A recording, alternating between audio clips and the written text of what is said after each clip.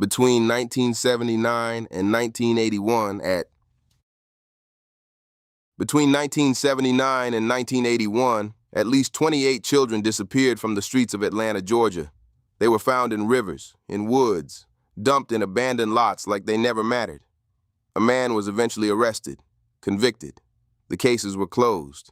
The city tried to move on, but the mothers never did. And here's what they knew, what they've always known, that the official story has more holes in it than the investigation ever did. Tonight, we go back to the streets, back to the missing, back to the question that Atlanta has spent 40 years trying to bury. Who really killed the children of Atlanta?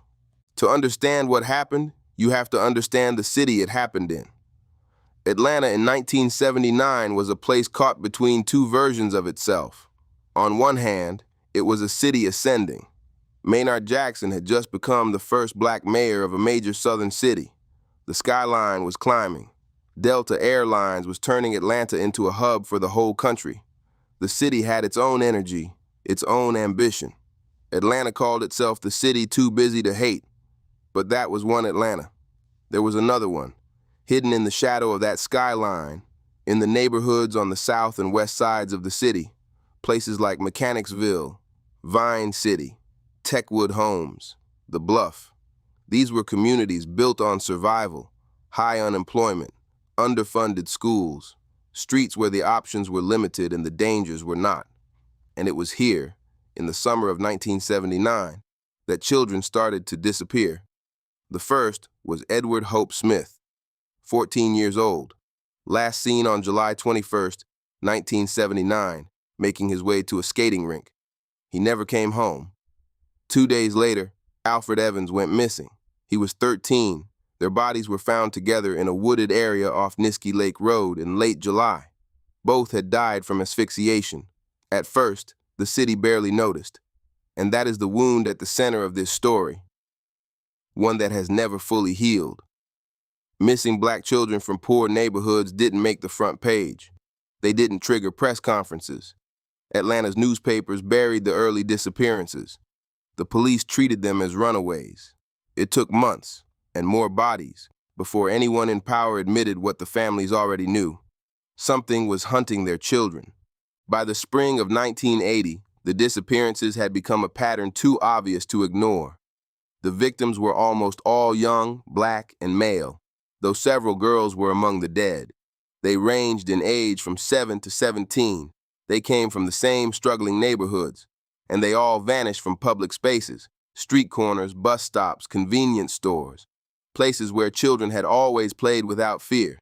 Yusuf Bell, 9 years old, the son of a civil rights activist, found strangled inside an abandoned school building in November 1979. Angel Lanier, 12 years old, found tied to a tree, sexually assaulted. Christopher Richardson, 11. Eric Middlebrooks, 14. Aaron Weich, 10. Found under a bridge. Each name was a life. Each life was a family destroyed. And for much of 1980, the city's response was inadequate, disorganized, and many in the black community believed indifferent in ways that would never have been acceptable if the victims had been white.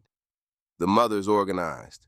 A group called the Committee to Stop Children's Murders, led by Camille Bell, Yusuf's mother, began pushing city officials, pushing the media, pushing anyone who would listen. By the summer of 1980, they had the world's attention. The FBI was brought in. President Jimmy Carter, a Georgia man, directed federal resources toward the investigation. Atlanta established a special task force. The city put up reward money. A hotline was created. And still, the murders continued. In total, between the summer of 1979 and the spring of 1981, 28 individuals, most of them children, were added to what became known as the Atlanta Missing and Murdered list. Some were strangled. Some showed signs of asphyxiation with no other marks. Cause of death in several cases could not be determined at all. The city was terrified. Parents walked their kids to school and waited at the doors. Children were kept inside after dark. Summer felt like a siege. And then, on a bridge over the Chattahoochee River, it all came to a head. May 22, 1981, just after 2 a.m., police had been staking out bridges over the Chattahoochee River after fiber evidence from several victims suggested a connection to the waterway. That night, Officers stationed beneath the James Jackson Parkway Bridge heard a loud splash in the water below. A car crossed the bridge. They stopped it. The driver was Wayne Bertram Williams, 23 years old, Atlanta-born. He told police he was a music promoter, that he'd been scouting talent in the city that night. They let him go. 2 days later, the body of Nathaniel Cater, a 27-year-old man, was pulled from the Chattahoochee downstream. Wayne Williams became the prime suspect. He was arrested on June 21, 1981, and what followed was one of the most scrutinized criminal trials in American history. The prosecution's case rested heavily on fiber analysis, a forensic technique that was, at the time, relatively new to American courtrooms. FBI experts testified that fibers found on multiple victims were consistent with carpet fibers and dog hair from Williams' family home. The statistical odds of a coincidental match, they argued, were astronomical. Williams' defense pushed back hard. The fiber evidence was circumstantial. No physical evidence directly tied him to any murder. No witnesses placed him with any of the victims. And crucially, Wayne Williams was never charged with a single child's death. He was convicted in February 1982 of the murders of Nathaniel Cater and Jimmy Ray Payne, both adults. The very next day, the Atlanta Police Department announced it was closing 23 of the child murder cases, attributing them to Williams. Without a trial, without charges, without a verdict. The city exhaled. The mothers did not. Here's where the story stops being a closed case and starts being something else entirely. From the beginning, there were investigators, journalists, and family members who believed the fiber evidence was being oversold. Defense attorneys noted that the specific carpet fibers found on victims were mass-produced and appeared in hundreds of thousands of American homes. The statistical models used by the FBI have since been challenged by forensic scientists. And then there are the cases that don't fit. Several of the victims on the official Atlanta list show evidence, physical evidence, inconsistent with Wayne Williams' known methods. Different causes of death, different victim profiles. Cases where the timeline makes his involvement nearly impossible. In 2005, something significant happened. DeKalb County Sheriff Lou Register publicly announced that his department had reopened 2 of the child murder cases. The reason? New evidence of a possible Ku Klux Klan connection.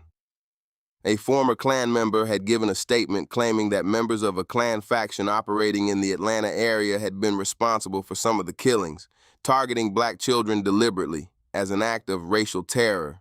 The investigation was quietly shelved. No charges were ever filed. In 2019, Atlanta Mayor Keisha Lance Bottoms announced a new review of the cases using modern DNA technology. Families gathered. Advocates held press conferences. For a moment, it felt like the truth might finally surface. As of today, the results of that review have not produced new charges or public findings. 21 of the original cases remain officially unsolved. Wayne Williams is still in prison.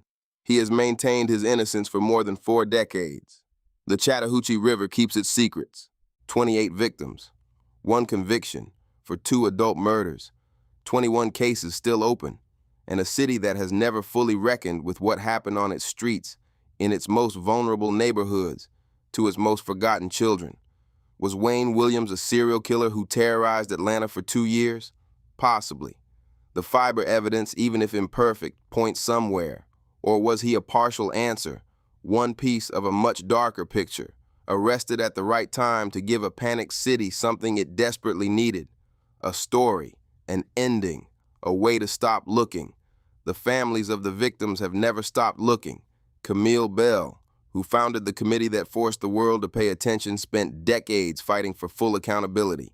She passed away in 2024, still without the answers she deserved. The children of Atlanta's South Side deserved better in 1979. They deserve better now. If this case deserves to be heard, if these names deserve to be remembered, subscribe to Dark Cities, share this video, because we're not done with Atlanta, and Atlanta is not done with its secrets. The truth is still out there, somewhere in the dark. This has been Dark Cities, Episode 1, Part 1. The Atlanta Child Murders, 28 victims, 2 convictions, and 45 years of unanswered questions. If you believe this story deserves to be heard, share this video, leave a comment, tell someone who doesn't know this history. Episode 1, Part 2 drops next. We go deeper inside the investigation, the fiber evidence, and the questions that have never been answered. Subscribe. Don't miss it. Dark cities. The truth lives in the shadows.